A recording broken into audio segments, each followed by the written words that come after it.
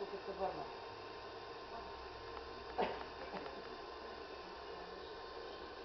Да. Значи, на какви срокове ги слагаш? На какви срокове са ти били? 6 месеца. И те автоматично ти ги продължават ли? Те би трябвало да те предупредят.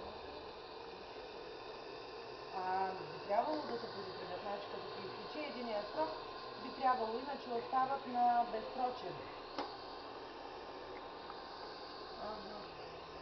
Значи като се върна, ще отидем в този нашия филм, защото не казвам по-компетентни са. Другите са някакви ред такива, с тях не можеш да разбереш въобще.